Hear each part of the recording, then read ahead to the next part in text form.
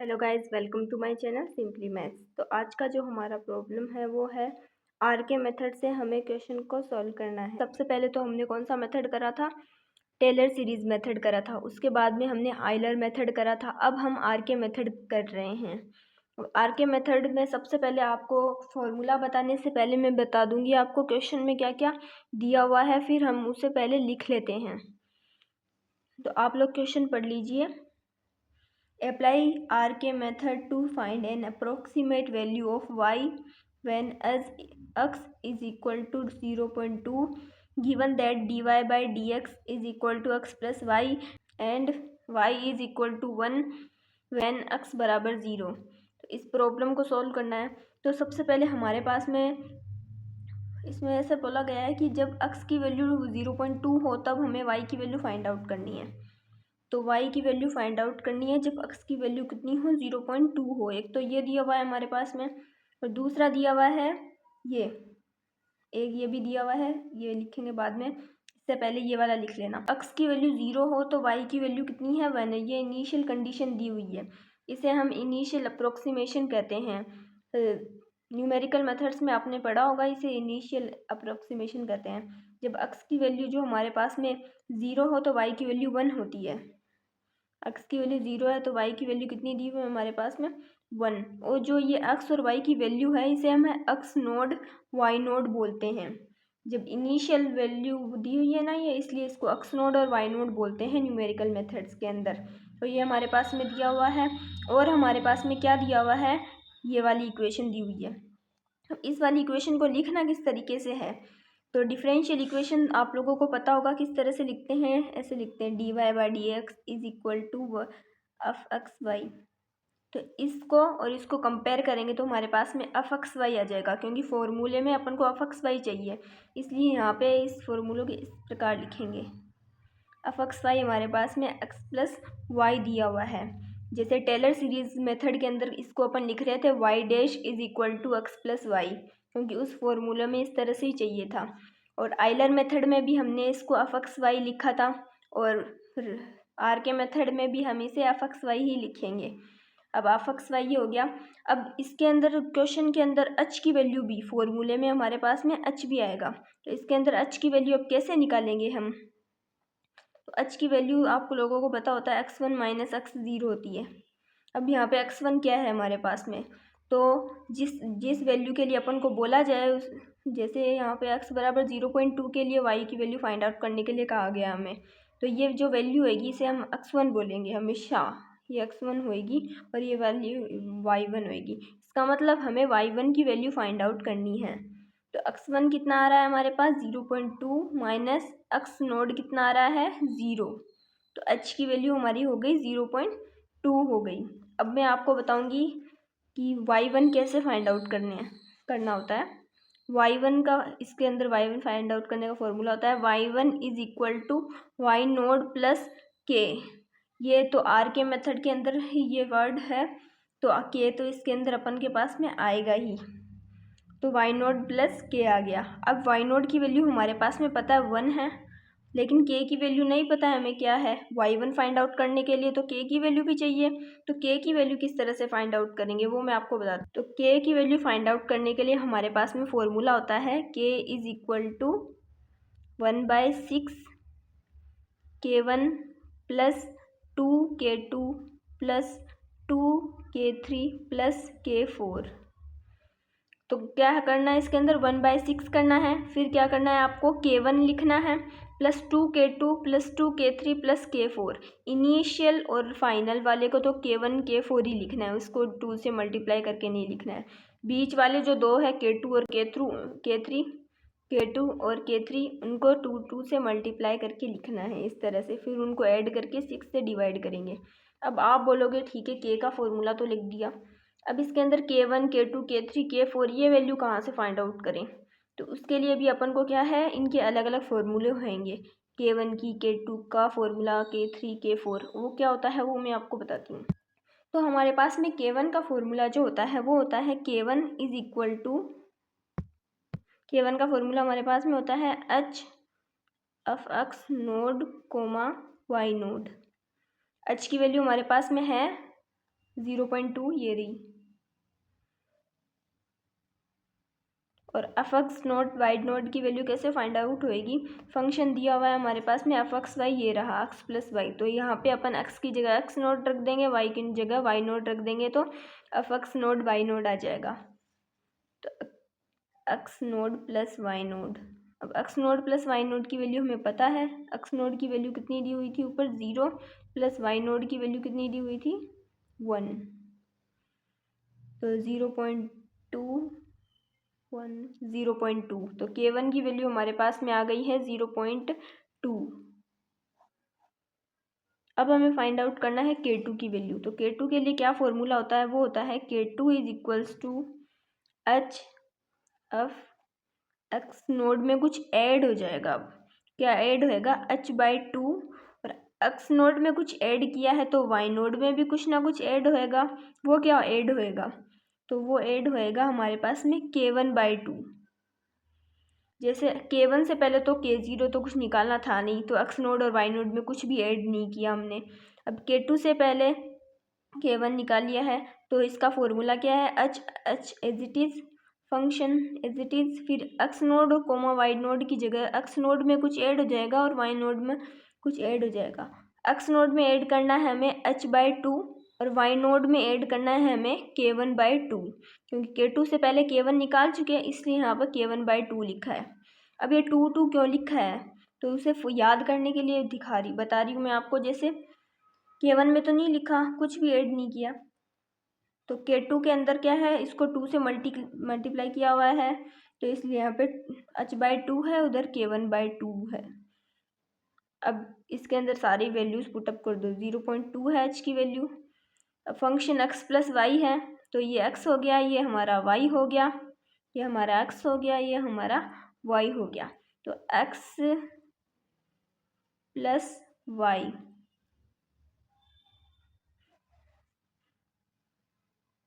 X nought की value 0 है, plus h की वैल्यू 0.2/2, प्लस वाई नोड की वैल्यू हमारे पास में कितनी है 1, प्लस K1 की वैल्यू 0.2/2। इसे सॉल्व कर लेते हैं थोड़ा। 0.2 0 ऐड होएगा तो कोई कुछ नहीं है, 2 को डिवाइड कर देते हैं अपन, 0.2 को डिवाइड कर देते हैं 2 से, तो कितना आएगा 0.1 प्लस 1 प्लस 0.1। अब इसको आगे सोल्व और कर लो थोड़ा सा। 0.1 प्लस 0.1 कितना हो गया 0.2, और 0.2 को 1 में ऐड करेंगे तो कितना आएगा 1.2।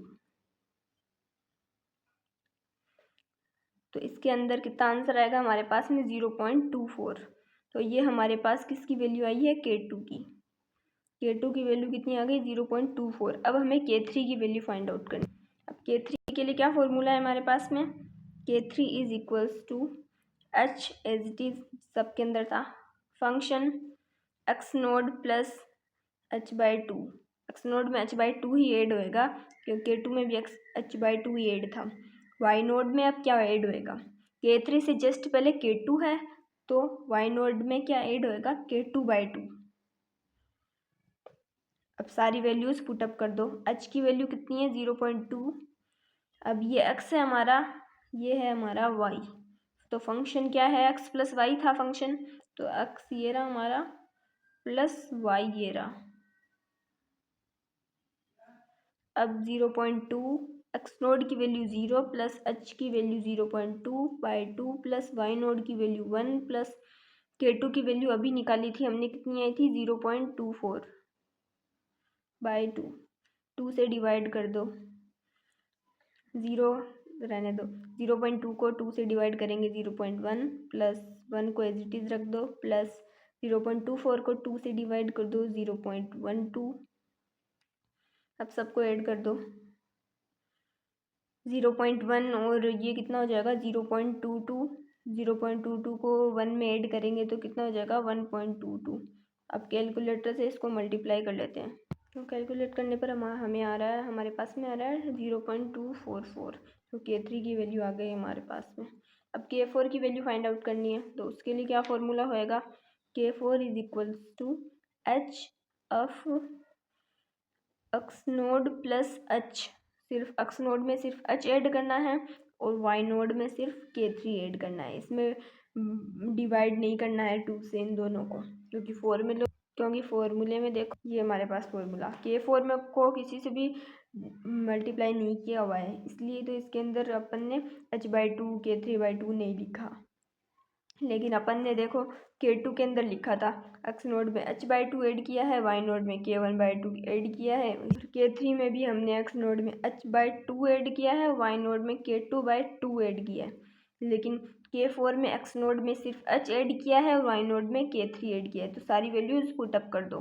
h की वैल्यू 0.2 और ये फंक्शन में x प्लस वाई, हमारा x तो ये है और हमारा y ये है, तो x प्लस वाई।